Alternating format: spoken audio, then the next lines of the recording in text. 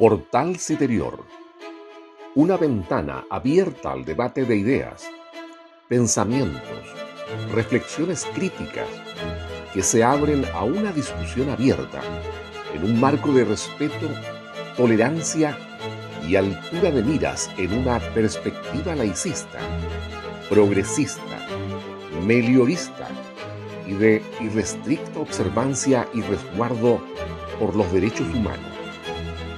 Conduce el periodista Paulino Ramírez.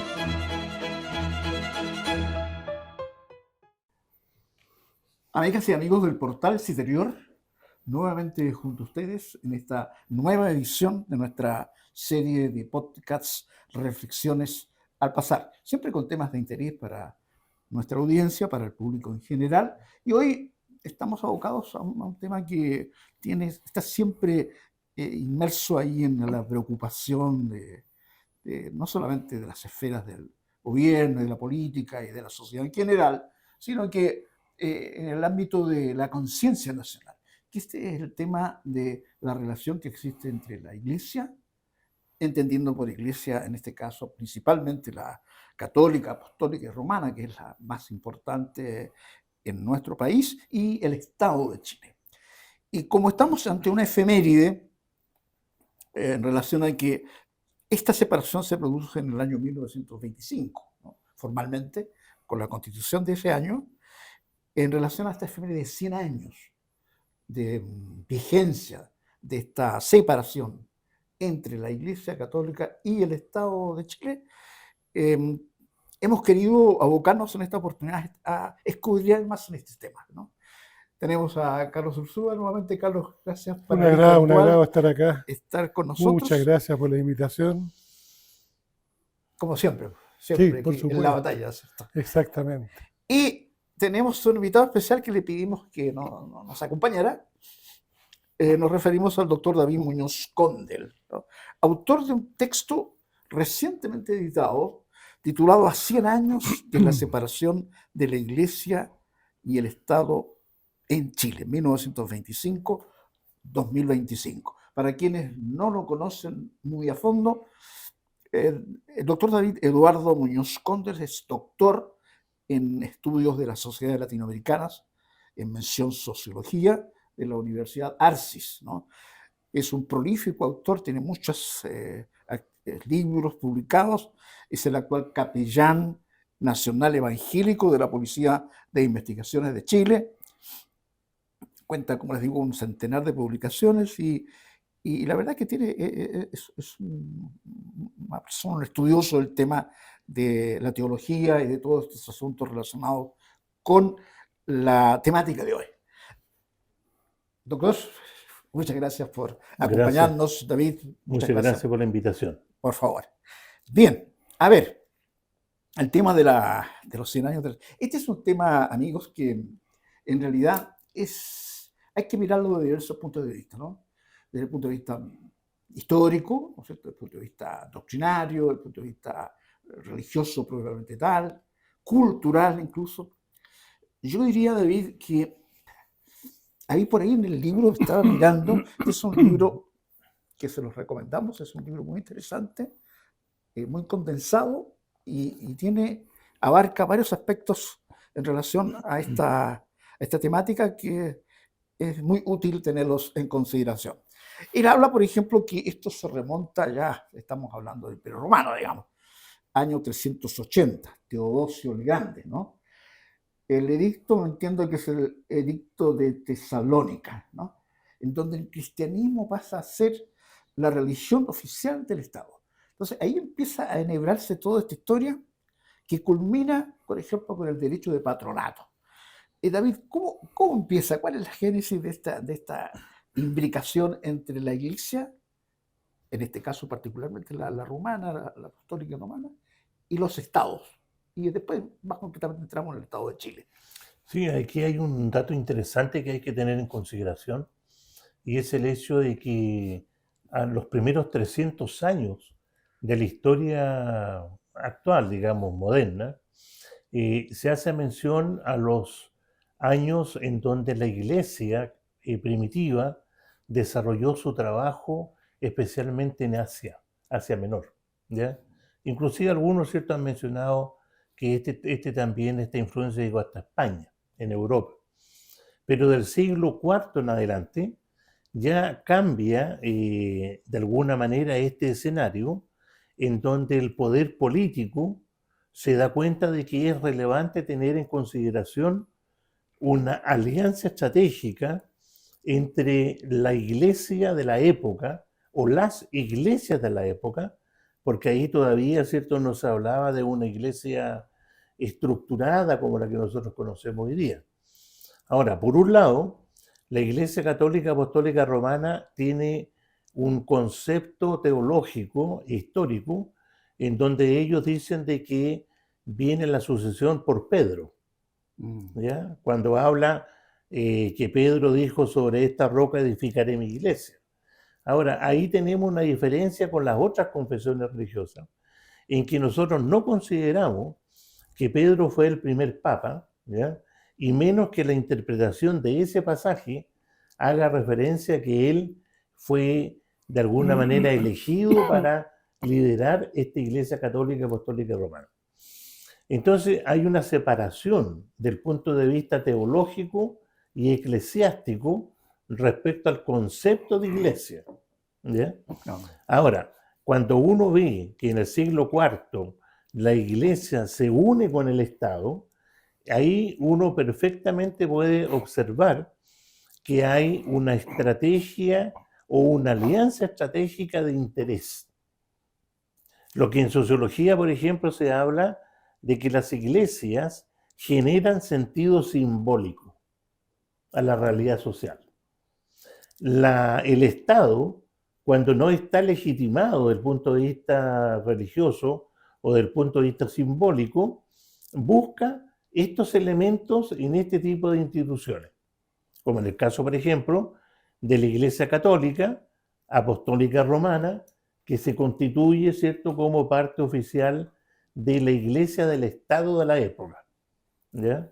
Y eso, ¿cierto?, se fue desarrollando a través del tiempo, y si uno lo observa en el día de hoy, uno puede pensar y decir de que esta realidad o este matrimonio de conveniencia político, religioso, simbólico, ¿ya?, se produce básicamente, ¿cierto?, por el desarrollo de una estrategia determinada. Es decir, imbrican lo divino con lo humano. Con lo humano. Claro. Interesante esa imbricación primaria ya, ¿no? O sea, De asociar eso. hablar de esta relación tan íntima, tan de intereses, ¿eh? Faltó ahí señalar el interés económico entre Estado, entre el gobierno o los gobiernos, las monarquías y la iglesia. Pero no olvidemos que históricamente, de acuerdo, ya que estamos hablando del siglo III, IV, siempre la iglesia ha tratado de dirigir al Estado y no en vano, incluso hasta la época moderna, los monarcas en Europa son nombrados o son investidos como tales por la iglesia. Ahí entra el tema del simbolismo que decían. Claro. ¿Claro? Porque el poder divino consagra el poder político. Pero eso es una posición totalmente religiosa. Sí, pero los estados lo hacen. Pero cuando ya avanzamos a un estado laico, no podemos tomar eso como un dogma. No, yo creo que el concepto de dogma no es tal. Voy a poner un ejemplo.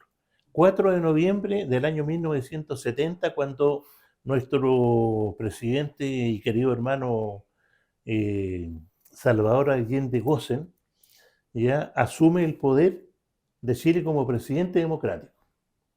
Él directamente va a conversar con su amigo, el cardenal Raúl Silva Enrique, para que se constituya un servicio, ¿ya?, de investidura de la presidencia de la República en la Catedral Metropolitana, ¿ya?, de carácter ecuménico. Claro, para todos. Claro. Para todos. Pero eso también es una bendición religiosa. Y él no era religioso. Pero él hace algo, ¿ya?, que rompe de alguna manera un discurso que venía, digamos, antes de ese acto. Claro. en donde solamente la Iglesia Católica Apostólica Romana realizaba las investiduras presidenciales. Yo no sé de dónde sacas tú, David, esa información de que habría sido el presidente Salvador Allende el que concurrió. Yo tengo versiones de que el cardenal Silva Enrique, como producto de la contingencia política que existía en el país, fue a recomendarle al presidente Salvador Allende que hiciéramos un oficio religioso en la Catedral Metropolitana. Y frente a este ofrecimiento que le hace el cardenal, y que tal como tú dices, eran amigos, Salvador Allende le dice, sí, perfecto, pero que sea ecuménico. Esa es la otra versión de la historia moderna que yo, por lo menos, yo viví esa historia. Cuando, David, cuando se produce, entonces, retrayendo un poco el hilo de la conversación que sosteníamos al comienzo, surge esta institución llamada derecho de patronato. Es decir, el derecho que tiene el civil de decirle al Vaticano, mire, yo tengo una iglesia local, pero a mí me gustaría intervenir en el nombramiento de los obispos, del personal seglar, ¿no es cierto? ¿Y cómo influyó eso en Chile? ¿Cómo se dio en los comienzos? ¿Y cómo se establece hoy? Hoy día hay una total separación, ¿no? Sí, pero no en el siglo XIX. Claro, en el no. XX. Digamos, antes de esa fecha era escandalosa la situación porque de alguna u otra forma el poder político tenía que pedir autorización, ¿ya?, a las autoridades religiosas y por ende al Vaticano para el nombramiento, por ejemplo, de autoridades religiosas, No. que perfectamente la Iglesia Católica local podría haberlo nombrado.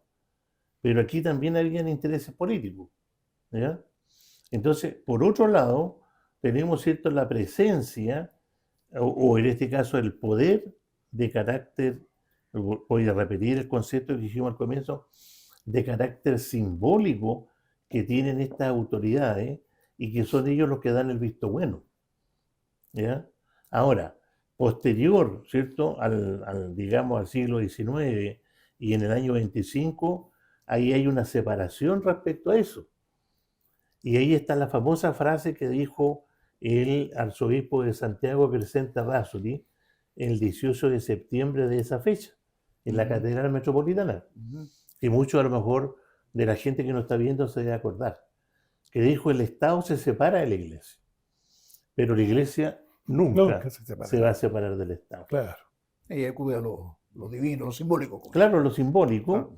Y también entran a jugar ahí los poderes políticos, el Partido Conservador, después la democracia cristiana, ¿ya? Ahora, ese es el tema ahí de en los liceos, recuerdo yo que nos enseñaban nuestros profesores de religión, que era obligatorio por lo demás, en mi época al menos, la religión católica, parte de los roces que había al comienzo entre las diversas corrientes de opinión que se desarrollaron después de la Declaración de la Independencia.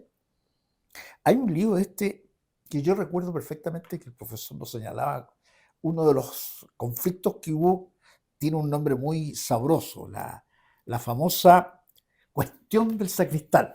Sí. ¿Qué recuerdas de ti? ¿Qué simbolismo encerró eso en su época? El tema de la cuestión del sacristán. Estamos hablando de 1856. Sí, hay que remontarse al incendio de la Iglesia de la Compañía, de los jesuitas, que está ubicada donde está actualmente el actual Congreso Nacional, el ex Congreso Nacional. Y ahí hubo un roce ya con el sacristán de esa iglesia, que se han repetido en forma bastante curiosa durante los años, ¿ya?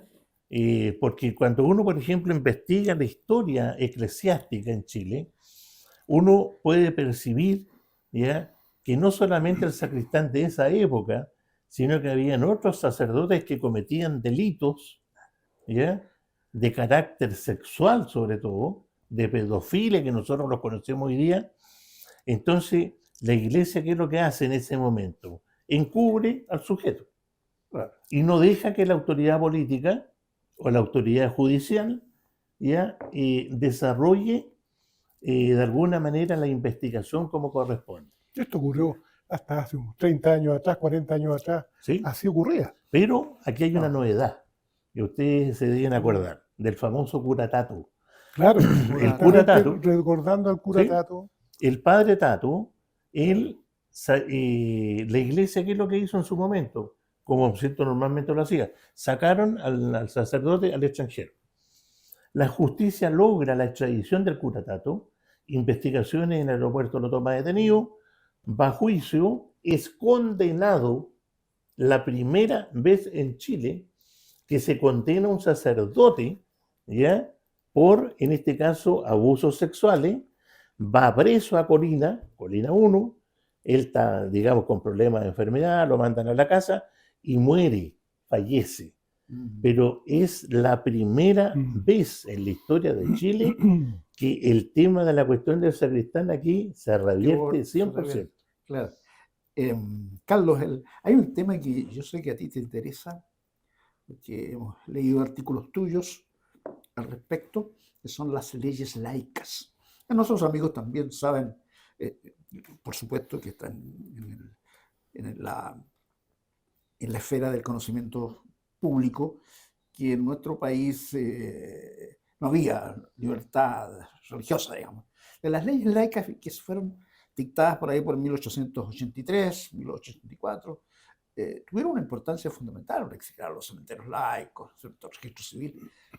¿Cuál es tu impresión sobre el tema que estamos hablando respecto a esas leyes propiamente tal?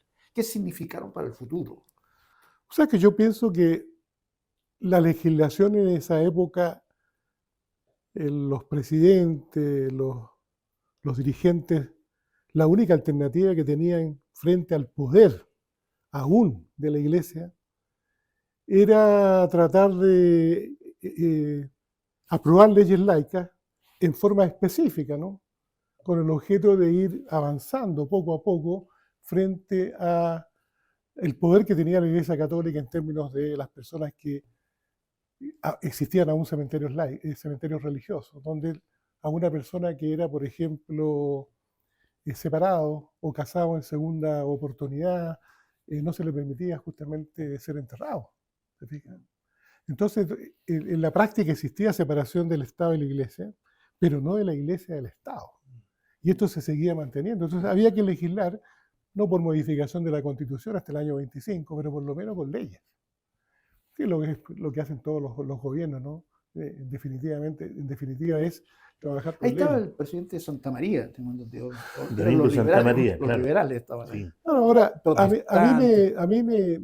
si nosotros analizamos, por ejemplo, que el Estado se crea para proteger a los individuos, para protegerlos y velar por los derechos humanos, por la libertad de conciencia, por el derecho a la libre expresión, el Estado tiene entonces que velar porque exista la libertad de culto, ¿no es cierto? Ahora, ¿dónde se ejerce esa libertad de culto? Ahí tenemos un problema porque si lo miramos desde el punto de vista de los establecimientos educacionales públicos, está la iglesia ahí, pues.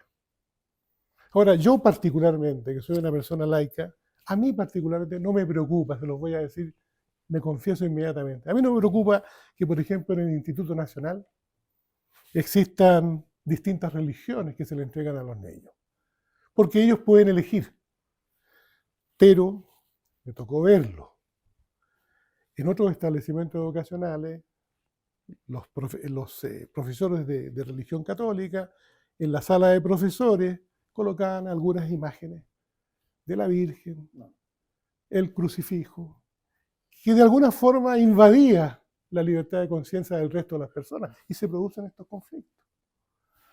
Por ejemplo, en el Instituto Nacional habían dos religiones, la evangélica, la religión católica, y la verdad es que existiendo un departamento de religión, los colegas, fíjate, que eran los encargados de esas dos, de impartir la docencia de las clases de religión, tenían serios conflictos entre ellos, fíjate, realmente en términos de cuántos alumnos me puedo llevar yo para una determinada fe.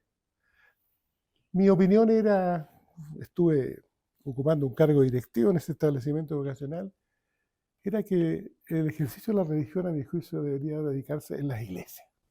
Te lo digo sinceramente. Había que Constreñirse y sacar la enseñanza de la religión propiamente tal. Y si las personas quieren un determinado culto, bueno, vayan al lugar adecuado, al ambiente adecuado que es la iglesia, la congregación, el club religioso, pero no el establecimiento educacional público. Ahora, la Constitución del 33, estábamos hablando ahorita, todavía Claro. para no llegamos a analizar en la segunda parte de nuestra programación la Constitución del 25 hasta el 80, digamos. Hablaba la Constitución del 33 de un Estado confesional. Claro que sí. ¿Lo decía Sí, explícitamente? explícitamente. Y ese es uno de los problemas que de alguna manera generaron los conflictos con las otras confesiones. No solamente las evangélicas, protestantes, judíos, musulmanes, ortodoxos. Porque cuando hablamos de la Iglesia Católica, en Chile hay más de 7 iglesias católicas. Y eso la gente no lo sabe. Entendido por católico algo universal.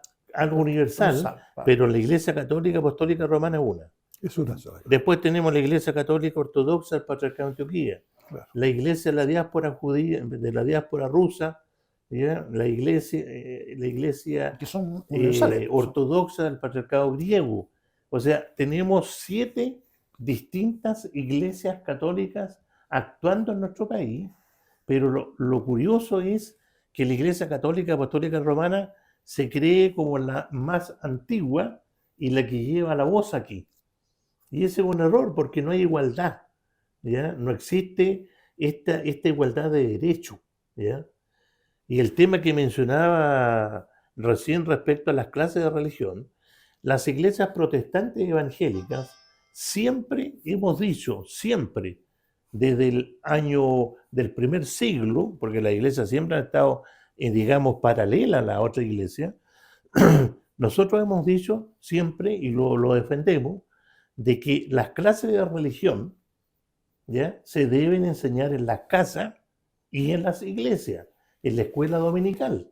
Es una institución nuestra, ¿ya? La escuela dominical es un espacio de docencia que uno educa desde la sala cuna hasta el anciano, ¿ya? Claro.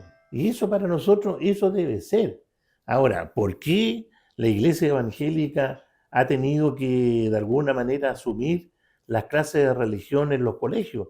Para no generar solamente el espacio a la competencia, digamos, sino que también, ¿cierto?, para que haya una alternativa, ¿ya? Y los colegios hoy día tienen esa oportunidad, pero ahí volvemos a un problema también común que es la formación de los profesores de religión. Ese es otro tema, y sobre todo también, ¿ya?, de cuáles son los contenidos de los programas de educación religiosa. Las iglesias protestantes evangélicas creemos que no deben hacerse clases de religión, deben hacerse clases de educación moral, educación ética, lo que usted quiera, formación valórica. De eso se están haciendo ahora. Bastante común a lo que propongan los colegios laicos de la masonería. Claro, eso es lo que hay que hacer.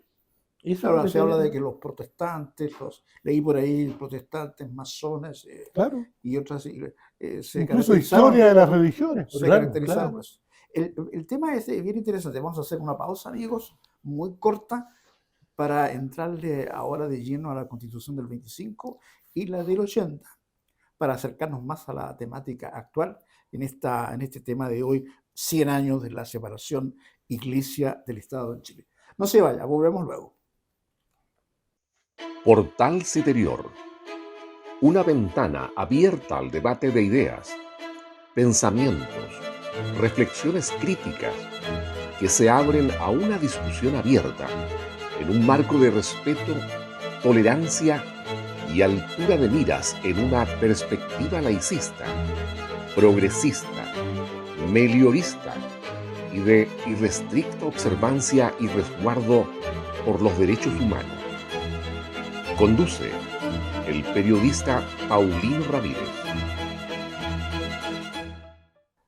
Amigos del Portal Citerior y su podcast Reflexiones al Pasar, nuevamente junto a ustedes para seguir analizando esto con el doctor David Muñoz Condel y nuestro panelista Carlos Ursúa, el tema de 100 años de la separación de la Iglesia y del Estado en Chile. Recordemos que el 30 de agosto de 1925, ya se van a cumplir los 100 años, se realiza un plebiscito para la nueva Constitución, donde se establece esta separación formal, jurídica, como dicen algunos autores. David, ya han pasado 100 años, ¿no? Se puede hacer un pequeño balance, diría yo, de lo que ocurre. Ya hemos hablado algo sobre ese tema. La pregunta que se hace mucha gente, es, ¿vivimos realmente un Estado laico en Chile? Hay una absoluta separación de influencia, de hecho, de facto, jurídico, cultural, se diría, entre la Iglesia Católica, Apostólica y Romana y el Estado de Chile. ¿Cuál es tu impresión? Bueno, para poder explicar eso, y también siguiendo su lógica de argumentación, existe lo que se llama la historia reciente, ¿ya? Porque normalmente cuando uno se dedica a la historia, a la investigación historiográfica, dicen los expertos de que uno tiene que más o menos tener una distancia de 50 años, 100 años. Pero resulta de que los que nos dedicamos a este tipo de trabajo, y hay una teoría historiográfica que habla de la historia reciente. Así como usted como periodista, ¿ya? Periodista de la historia, también los que hacemos historia podemos hacer juicio respecto a estos procesos. Entonces, para responder a esa pregunta, lamentablemente hay que decir que no existe separación iglesia y Estado en Chile, ¿ya? Hay un autor por ahí que escribió un libro que se llama El mito del Estado laico en Chile, que es un mito. Ahora alguien me dirá, pero es que esto, ¿cierto? Nosotros hemos logrado ciertos beneficios o hemos logrado ciertos avances. Pero si nosotros, por ejemplo, tomamos en consideración la relación de la iglesia o de las iglesias, porque aquí hay que hablar de las en plural. Ahí ya no hay separación. ¿No? ¿Ya? Porque aquí se toma en el micrófono la iglesia oficial, la Iglesia Católica Romana. Aunque hoy día, ¿cierto?, en estadística, ellos han bajado considerablemente su número de fieles, pero no así las iglesias protestantes evangélicas que han aumentado. Pero también hay un dato hay que tener en consideración, que los últimos censos han mostrado una gran cantidad de jóvenes que se dicen que no tienen creencias. Ahora, eso es una trampita también, porque en realidad no tienen una vinculación religiosa con una confesión determinada, porque ellos están decepcionados de los líderes, ¿cierto?, que dirigen las instituciones religiosas. Por lo tanto, ellos son creyentes, pero son de alguna manera libres para poder pensar, o libres pensadores, si nosotros quisiéramos decir. Entonces, esta separación iglesia de Estado que se firma el año 25, ya con Arturo Alessandri Palma y con todo este proceso histórico, ¿cierto?, que se dio, si uno lo mira, por ejemplo, recién con la nueva ley de culto, de la ley 19.638 del año 99, con el presidente Ricardo Lagos Escobar, recién ahí se están viendo frutos de la separación iglesia y Estado. ¿En qué se traduce eso, por ejemplo? Por ejemplo, en el nombramiento de los capellanes protestantes evangélicos en las Fuerzas Armadas, Orden, Seguridad y Gendarmería. Porque el monopolio hasta el día de hoy lo tiene la Vicaría General Castrense.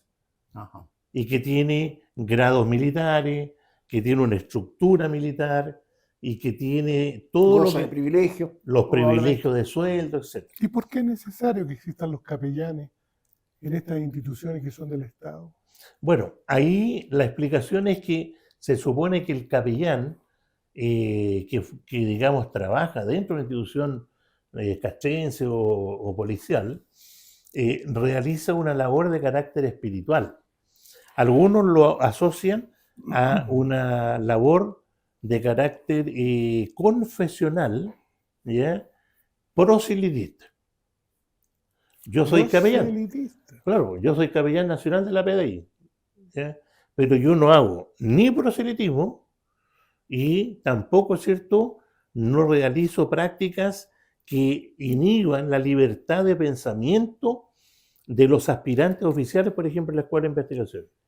Lo que hago yo y lo que hace el capellán católico en la Policía de Investigaciones es la formación moral.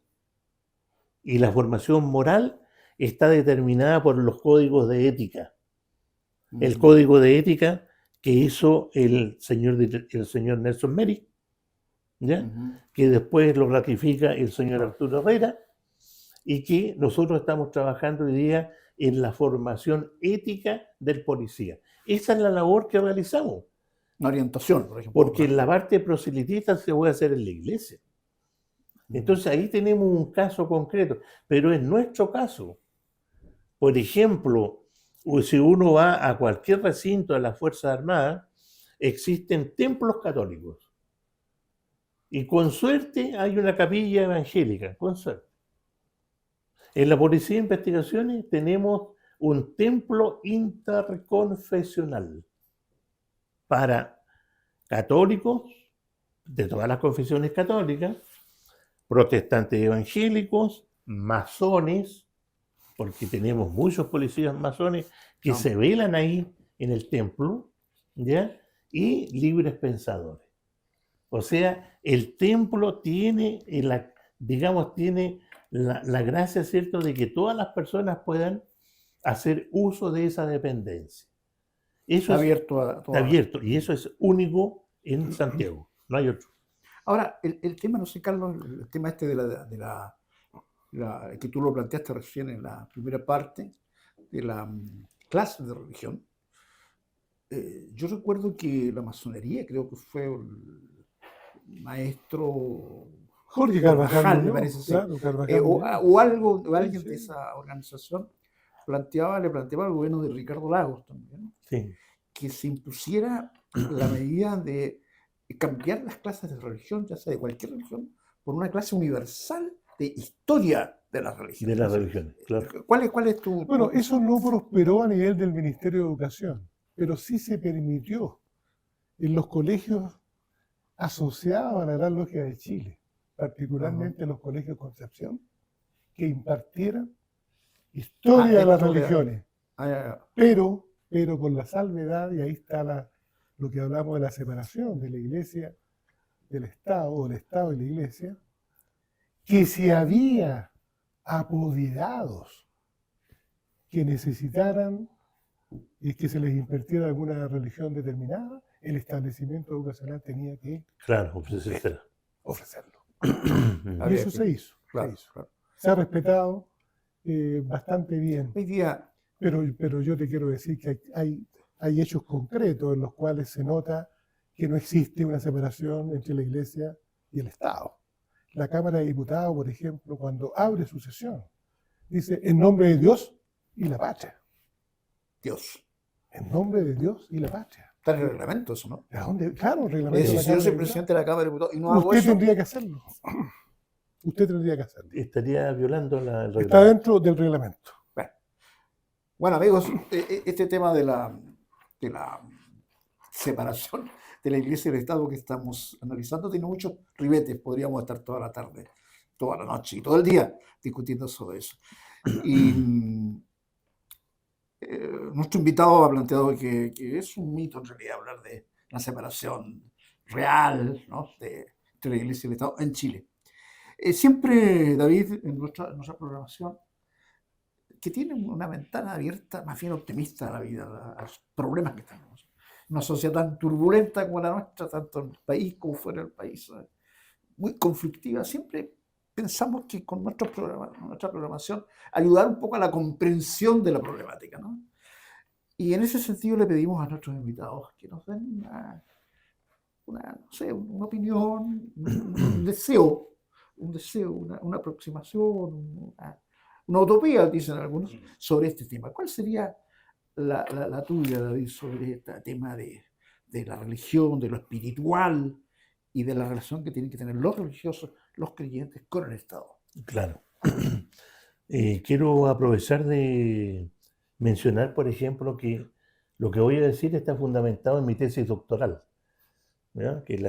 Mi doctorado lo terminé el año 2005 y se llama La relación entre liberales, protestantes y masones en el siglo XIX. Un análisis comparado entre Chile y Perú, 1810-1930, el periodo de la oligarquía. Y desde esa tesis doctoral y anteriormente de otras tesis, el anhelo es el siguiente. Porque la gente se pregunta, ¿podrá cohabitar la Iglesia Católica Apostólica Romana, las otras iglesias católicas, las iglesias protestantes evangélicas y la masonería? Sí, sí se ha hecho. Aquí nosotros lo hemos hecho. Hemos realizado, por ejemplo, el año 2010 se hizo un encuentro, ya, que se llamó el Encuentro por la Paz, que se hizo uno aquí en Santiago, en el Ex Congreso Nacional, y el otro se hizo en Asís, en Italia.